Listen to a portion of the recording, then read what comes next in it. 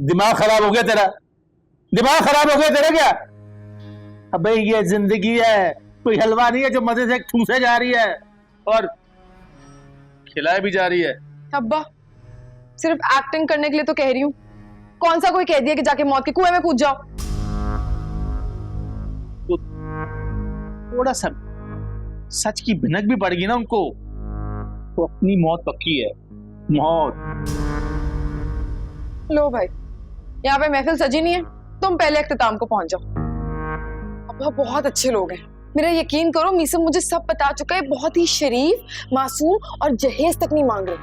कहते हैं सादगी से शादी करो, और अगर तुम कहोगे ना तो कल को तुम्हें एक कैसीनो भी खुलवा दूंगी।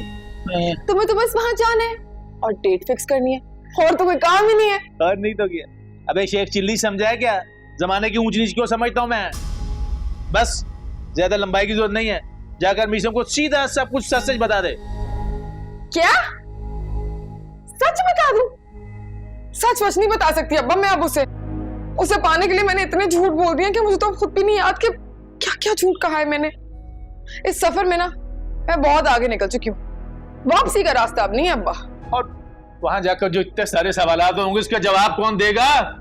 अरे मुझे तो दुबई के हिज्जे भी नहीं आते, तूने मुझे बना दिया है शराफत अली, और अमेरिका से आ रहे हैं अपनी इकलौती बच्ची की शादी करने। ना उसके पास बड़ी सी गाड़ी है, ना उसके पास ढंग के कपड़े हैं। बेटा बस तो खुद तो तमाशा बनेगी, मुझे भी बनवाए। अब्बा किसी का तमाशा नहीं लगेगा, मैं हूं ना।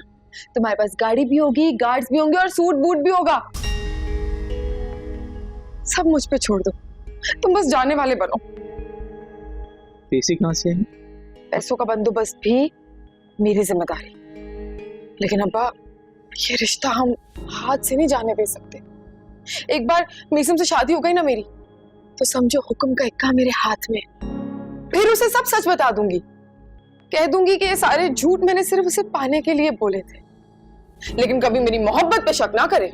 वाह वाह वाह वाह, बिल्कुल मुझ में गई है भाई।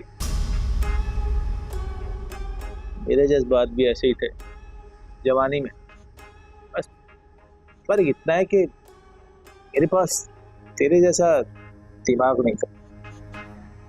और अब्बा मेरी एक और बात याद रखना, मैं बिल्कुल भी अपने घर वालों की तरह एहसान फरामोश नहीं हूं कि तुम्हें अपने मकसद के लिए इस्तेमाल करके छोड़ दूं। तुम्हारी इस मेहनत की पूरी कीमत मिलेगी तुम्हें, और लाखों हजारों में नहीं, करोड़ों। पूरे 3 करोड़ दूंगी तुम्हें। बस क्यों कर रही है बेटा? जाने की तैयारी कर। ये हुई ना बात? ना ना नहीं, दुबई में लोग सिगरेट नहीं,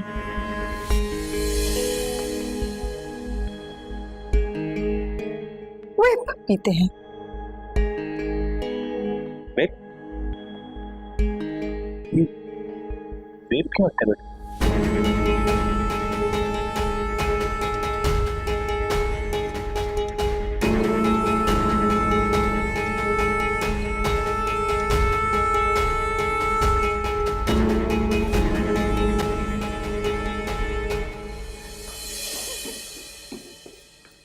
मुझे तो बिल्कुल यकीन नहीं आ रहा है।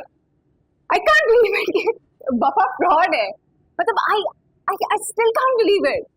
और गुरूर तो ऐसे होता है चेहरे पे जैसे कोई शीश महल की रानी हो। Oh God, कितने गंदे इलाके में रहती है वफा। नहीं शांजे, तुम्हें ये कहने का कोई हक नहीं कि वो किस इलाके में रहती है। उसके साथ उसकी फैमिली भी रहती है, वो इंसान है ना यार। और मुझे वफा की गुर्बत पर कोई एतराज नहीं है। हाँ गुस्सा है तो उसकी मक्कारी पर, उसकी चालाकी पर, उसके झूठ पर।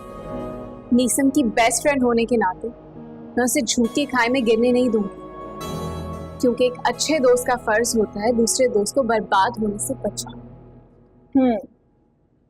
लेकिन अगर मीसम ने वफा को रिजेक्ट करने के बाद भी तुम्हें एक्सेप्ट नहीं किया तो क्या फर्क पड़ता है यार?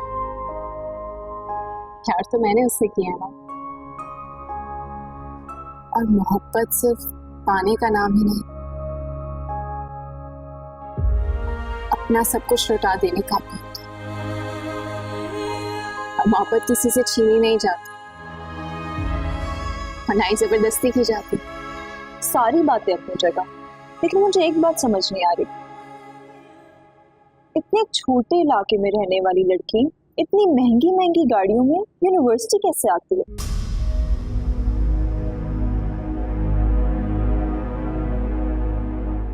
पता चल जाएगा, एक एक करके हर रास्ते से पर्दा उठ जाए।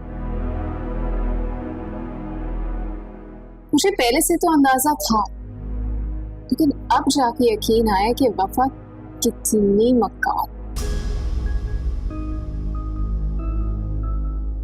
और ये उलझी हुई डोर इतनी जल्दी सुलझ जाएगी मैंने कभी सोचा भी नहीं था।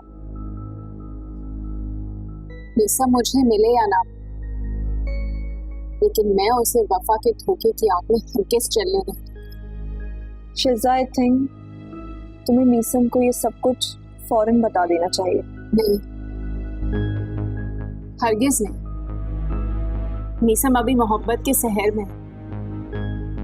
वफा के खिलाफ कुछ भी उसे बताना मतलब हमारा दुश्मन करना, और मैं ये अफोर्ड नहीं कर सकती।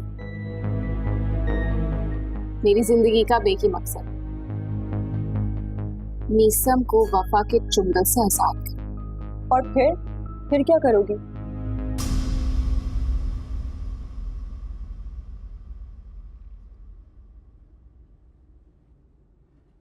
फिर मैं हमेशा के लिए लंदन चली जाऊंगी।